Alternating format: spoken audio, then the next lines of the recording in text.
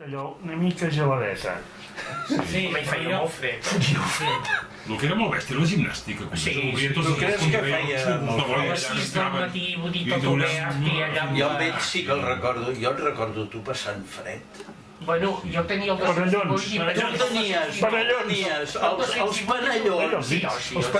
que jo no havia conegut mai això, i els recordo a través És d'ell. que els de poble, els de poble ja venien curtits, ja venien amb els panellons posats. al peu i a les orelles jo sempre els fills de les Paties molt. Sí, sí. Jo crec que tots hem tingut la sort, que ha sigut un privilegi, doncs que aquella època que vam passar, això ens va ajudar a estimar la música, almenys la majoria, i després hem pogut disfrutar anant a concerts, vull dir que molts hem continuat la música cantant. Jo el cello no el vaig continuar, la música no la vaig continuar, em vaig dedicar a altres temes. A mi la música sempre ha sigut com... He viscut molts anys sol i la música ha sigut sempre la meva companyia, la meva fidel. No m'ha faltat mai. I quan, per exemple, a l'època clandestina, l'únic que portava era... Que a més després m'he dedicat a la música és increïble. Vull dir, l'haver cantat i llegit tanta música cada dia, música nova, i no, vull dir, això et dona un bagatge que és impossible de fer si no és una immersió d'aquest estil.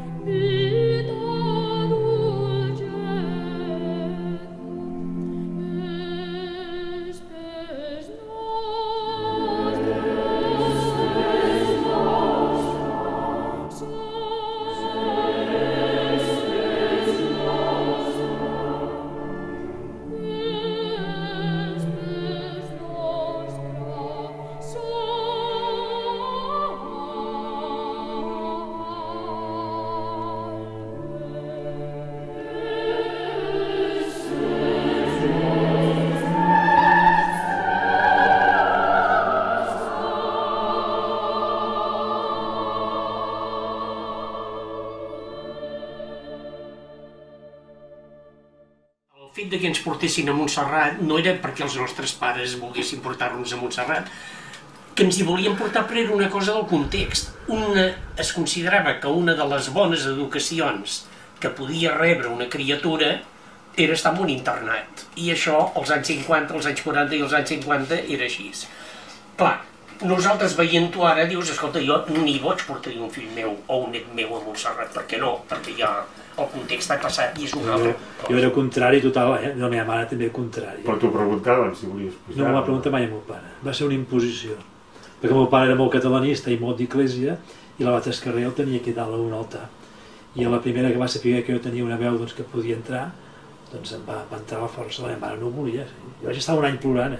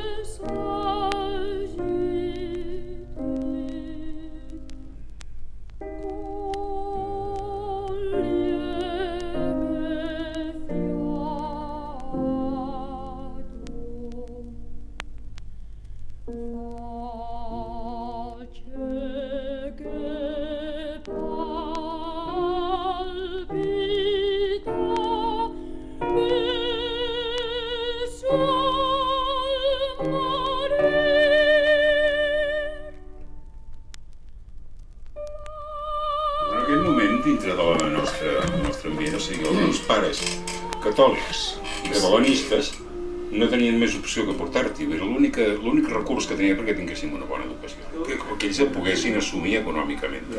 Jo el fet d'anar a Montserrat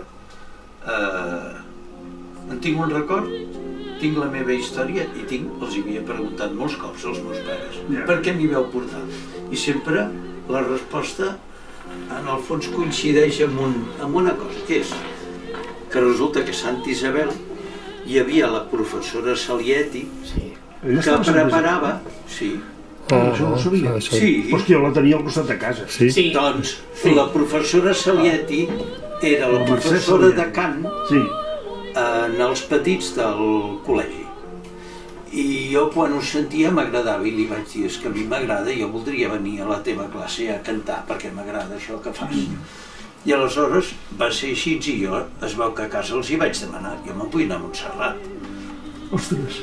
I es va produir així les coses, cosa que no s'entén en una família que no tenia cap necessitat econòmica d'enviar un fill a un internat i quan tots els altres germans havien anat tirant endavant, alguns amb el mateix col·legi o col·legis de noies, perquè llavors anava la cosa separada.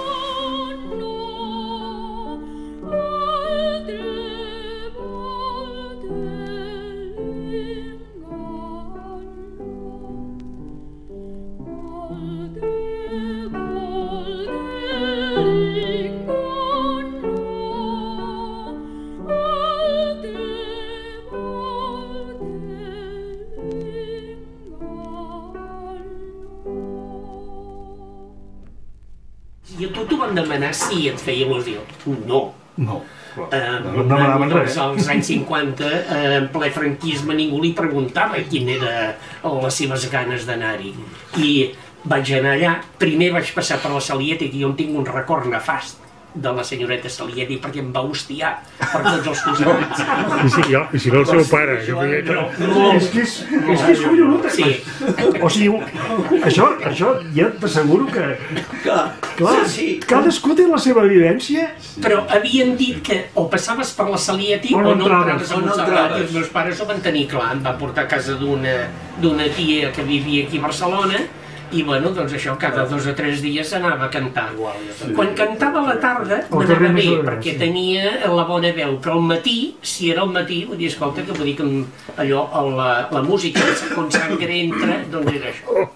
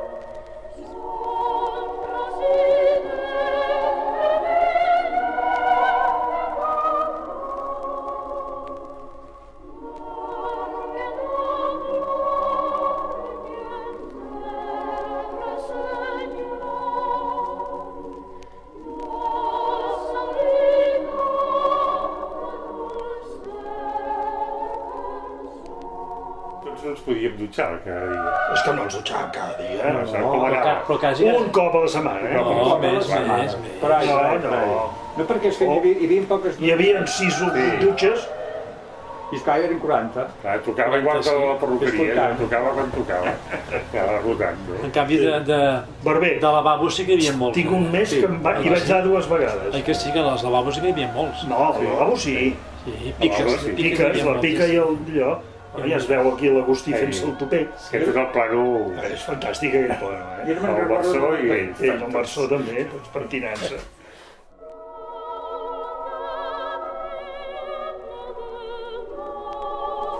Jo me'n recordo del Gili, que es dutxava a la dutxa del costat meu i que sabia que obria i es fotia un recoix i no es mullava. Doncs entrava plàcid allà dintre i unes hòsties, i queia per terra, però com un pal, jo era collonida. Ara el trobaré. Bueno, va durar, Agressió. no, va durar 4 mesos. Va. Van arribar les veus de seguida i van dir, fora, aquest tio no serveix per això.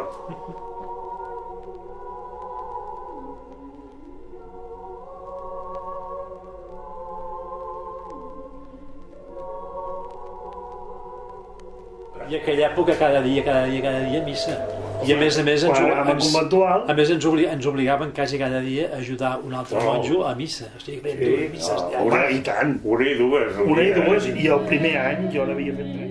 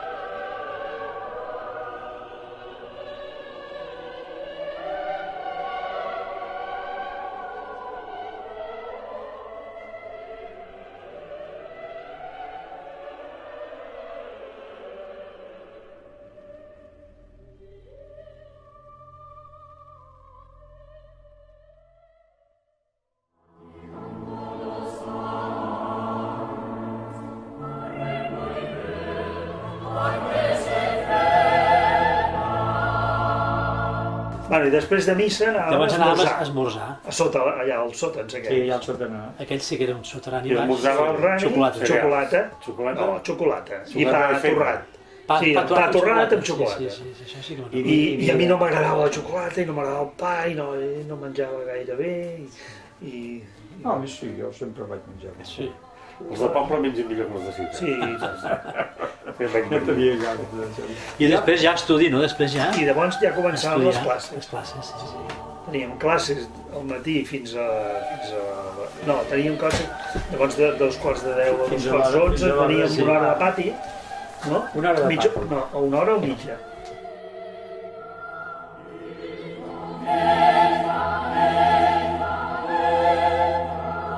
Era una mica llarg. És que teníem l'horari molt atapeït. Molt atapeït. Però res, tot seguit no tenies... Clar, llavors hi ha salve... Ah, no, primer hi havia assaig.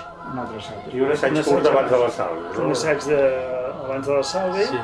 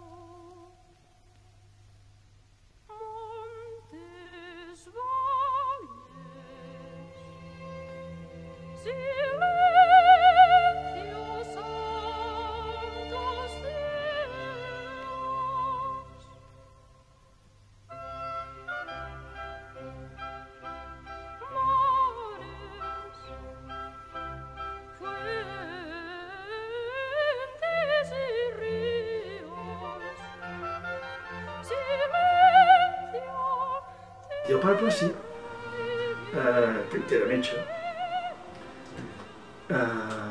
anava amb un rotllo d'esparadrap i unes tisores a la butxaca. I quan anàvem en files cap al refredor, si et giraves, Tapar la boca. no, si et giraves et fotia un pedot aquí al darrere, que quan te'l treies veies la padrina, i si parlaves, te'l fotia a la boca. Però el plàstic què feies, ajudant? Era el subprefecte. Subprefecte. I a més el posaven amb els petits. I tenia una mà esquerra brutal, per fotre d'hòsties.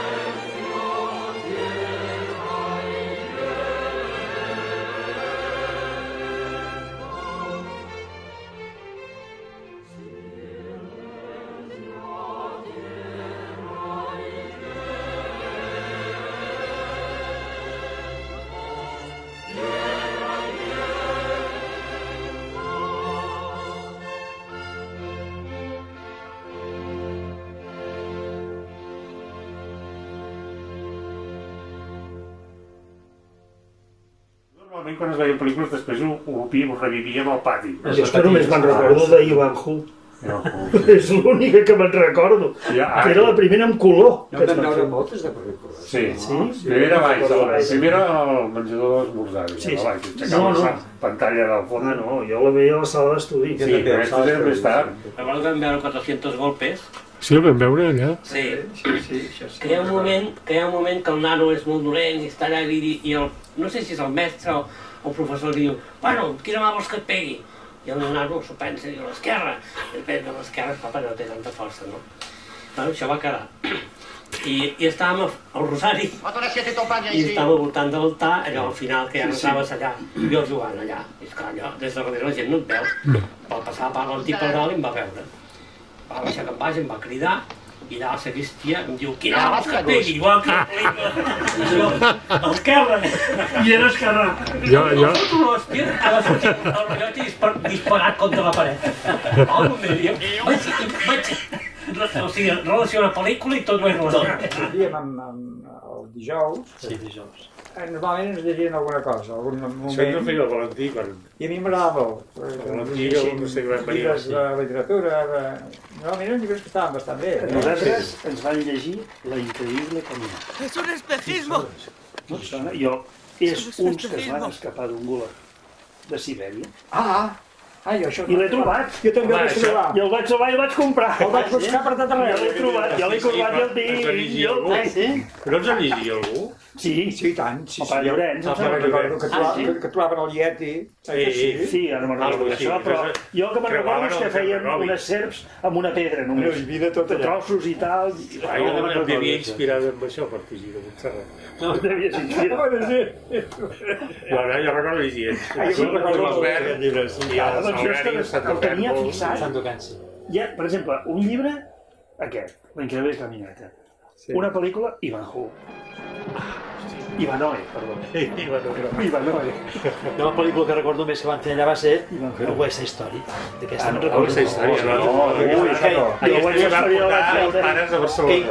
El pare Irineu va venir a la pel·lícula. I a l'hora d'assaig, no sé, algú li va preguntar i diu, bueno, sí, però no sé què, hi ha algunes coses. Jo va ser m'agrada, el que recordo més és que Ray Paz. Ray Paz, sí. Ray Paz a mi em va impressionar molt. S'ha canviat no s'agradava mai. I després va fallar el so, van passar d'aquest tipus Ivanhoe, van passar els cavallers de la taula rodona, amb el Robert Taylor, també hi eren. Els va fallar el so i anava a posar les estacions de Vivaldi. Jo ho tinc associat. Que l'he vist alguna vegada, dic, però em fallen les estacions de Vivaldi.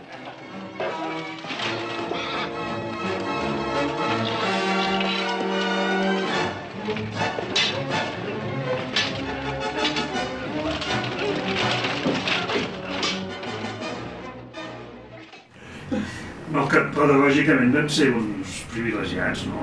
Perquè vam tenir l'art posat a la sopa. Vull dir que l'art el mamàvem allà. Vull dir, la tecnologia, vull dir, fer volar avions, aeromodelisme, fer aquelles barques que teníem, que anàvem per ràdio. Els teledirigits que no existien enlloc. I aquest telefèric que es va muntar, que anava d'allà dalt una cel·la fins a baix del jardí. I més, teníem tota una fàbrica de vapor. Aquests avions de l'aeromodelisme hi havia en el vídeo que... Bueno, el vídeo. En la pel·lícula del Cap de Vila, surten allà a la plaça. Jo me'n recordo els apòstols, però bueno, és igual. Però vull dir que això va ser... I canviar les rodes dels patins, que és altra tecnologia.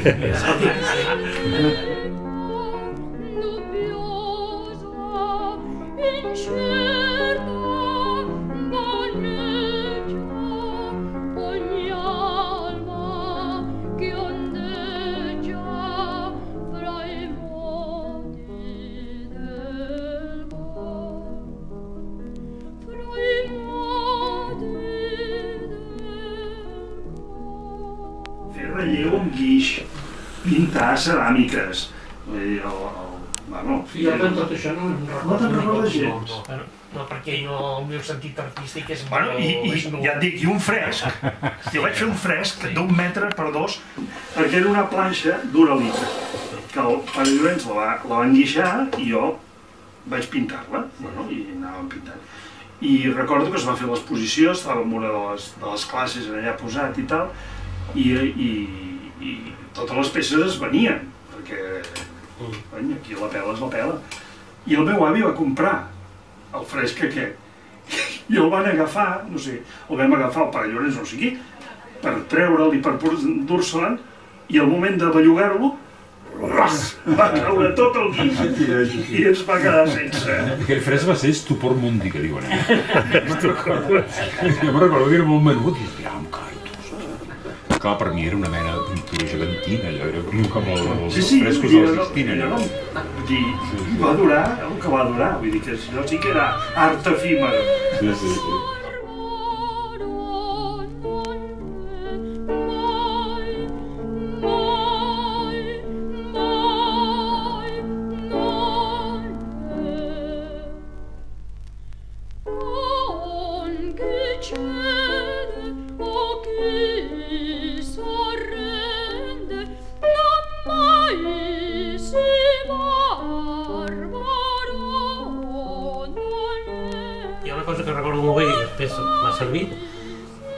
quan estava fent el batxillerat i feia història de l'art, que arribava i ens repartia una postal a cada un d'obres d'art, no? I havíem d'endevinar quin era. I això em va donar una agilitat, no per saber si era barroc, gòtic, una facilitat tremenda, no? I després, quan vaig fer el batxillerat i història de l'art, la gent que tenia al costat no tenia ni idea de res. I jo no tenia cap problema amb això. I era gràcies a aquesta cosa del Pare Llorenç, que això era una cosa de més a més. I ho feia perquè tenia ganes. Sí, jo recordo molt com el que trencava la rutina setmanal els dijous a la tarda, que sortia a caminar por ahí. Era les poques coses que a mi em van agradar. Em sembla que era el Plana, o no sé què, pujar a fer una mica d'escalada a l'agulla de Sant Benet, o baixar a Can Castells a provar el primer oli, coses d'aquestes, o fer la castanyada amb el germà Prieto.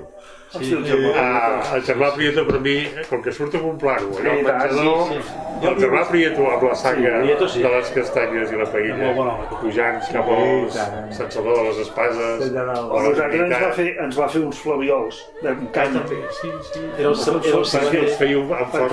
Perquè com que havia sigut pastor, sabia fer pastoriols. No? De Burgos. De Burgos, sí. Però quan diuen els almogàvers, jo sempre penso el germà Prieto.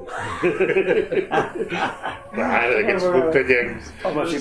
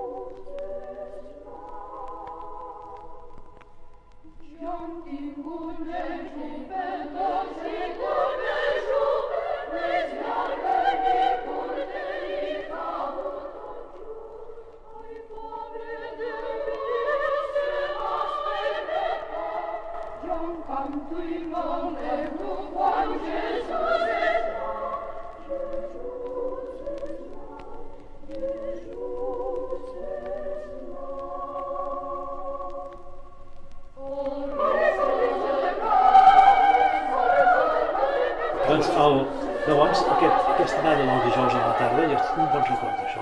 Vaig caminar tot aquell. No, jo el que recordo d'excursions és a caçar bolets. A Montserrat. Jo havia anat a buscar bolets i me'n recordo que havien portat les graelles, havien fet foc i ens els havien menjat. Jo recordo això de les graelles. Però on te'ls treies, els bolets? No, però... Sí. No, bolets. Jo sí. Vull dir, i a més recordo pensava que agafàvem uns que eren pinatents. I a més, i les llores mateix també ens les menjàvem, ens ho menjàvem tot el que era comestible.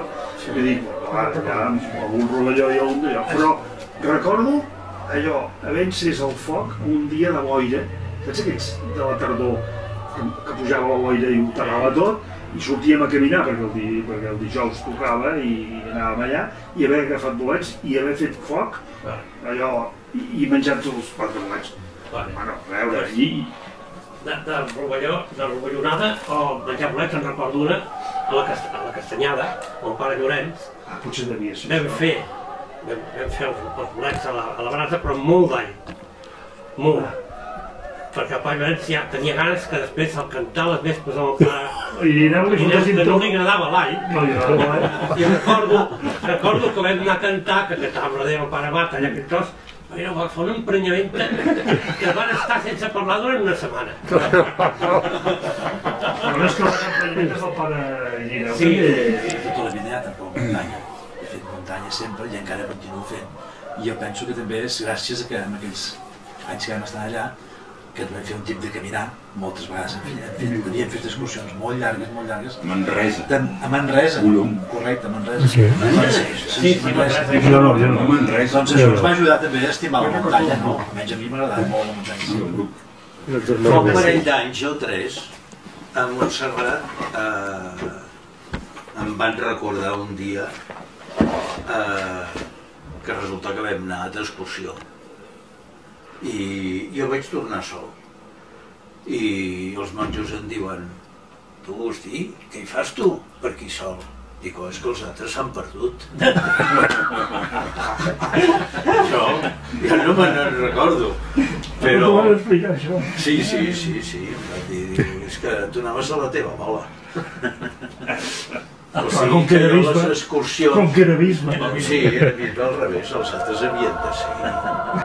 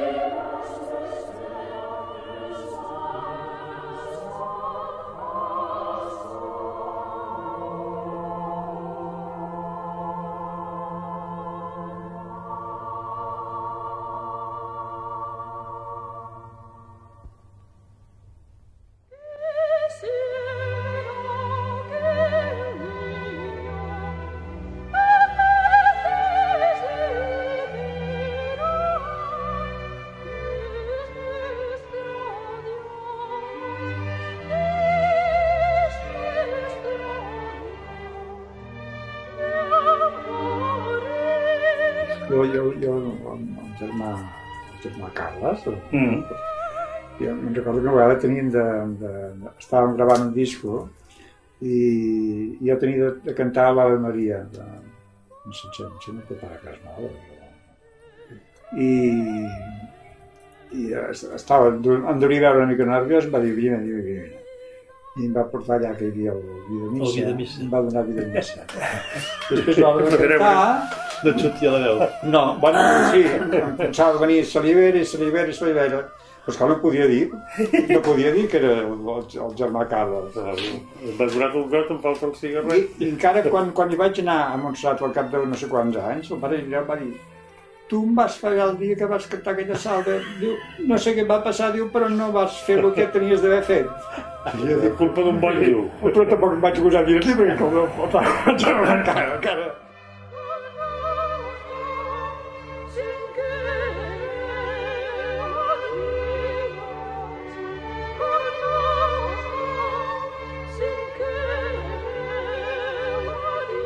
M'agradava molt perquè de tant en tant hi podia menjar 4 o 5 hòsties i un xarrupet de vi sense de trencar-les amb les dents.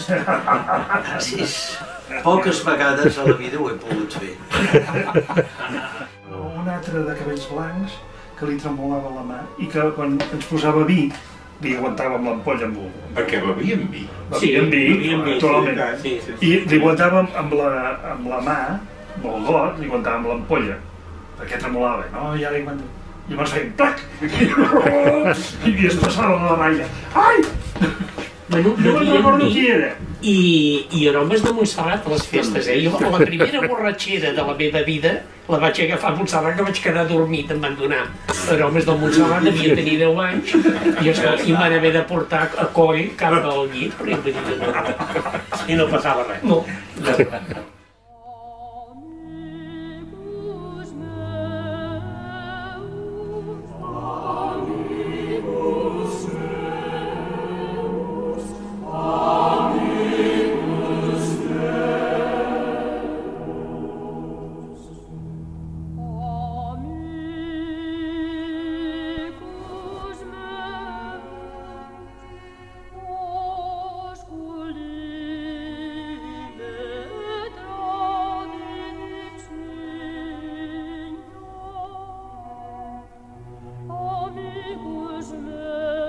Era bastant raro aquell home, Sí, jo no en tinc cap record. No, ara quan dieu és que no... Fumava. Fumava d'amagat i li agradaven molt les dones. I els nens també. Sí, exacte. Els nens una mica també. I els nens també. A mi també. A mi m'havia intentat i... Sí. El Joan és més contundent que tu, No, a mi no ho va intentar, però vull dir que jo no sé què vaig... Ja no en tinc gaire clar, Em vaig sentir molt ferit que m'ignoressin eròticament. Em va treure tota l'autoconfiança que pogués tenir. Són coses que no he pagat, Jo aquestes coses que no les he viscut, però a tota la gent que els hi han passat coses d'aquestes ho han portat com una... Com un peix que no te'l treus mai de sobre. Jo no ho havia dit mai. Jo no ho havia dit mai. Jo penso que tampoc va anar la cosa a molt, diguem, no? Jo no ho havia dit mai, per exemple, ni a casa, ni... Jo me'n recordo, vull dir, perquè el pare Llorenç també va intentar alguna coseta, però més fi, si vols dir, més higiènic, de dir, i com va aquesta evolució, no sé què i tal... Però... I llavors això, a veure, en aquell moment, cony, et fot, no? Però després, penso, vaig pensar, no, a mi això no m'ha afectat, i no m'ha traumatitzat, ni m'ha fet res, vull dir, se m'aixeca igual per una dona, vull dir que no. Que per un home? Sí. Això és l'autèntic valor d'aquest món. No, i vaig pensar, si li dius a la mare, si això ho expliques, no ho entendrà, i a més el té dalt en un altar. Me'n recordo que se'l van enviar a Colòmbia i s'escrivien cartes amunt i cartes avall, i el Sergi, i quan ve aquí, jo li feia, va venir un parell de vegades i li vaig fer un paper molt neutre. No, sí, hola, pum, pa, ja està. Ma mare no ho entenia. Però jo tampoc li volia explicar. Per què dic, escolta, què cony li has explicat? No? Sí. Sí, la fotràs. La fotràs i no es tracta d'això. Mare Llorenç, fer caricatures de tots menys del cert. Jo tinc aquelles... Saps per què? Per què? Que deia que és massa guapo. No podia fer caricatures. Ho deia ella.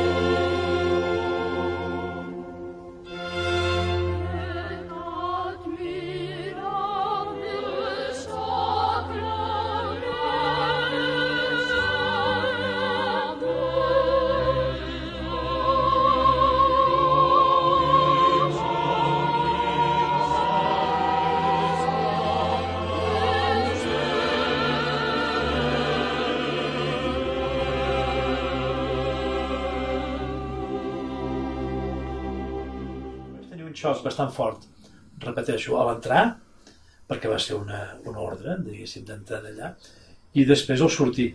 Jo, esclar, com que vaig estar 6 anys, al sortir, tots els meus amics de Badalona, perquè jo vivia a Badalona, al centre de Badalona, i nosaltres jugàvem als carrers del voltant. Sí, Badalona, encara que és una ciutat, però un poble.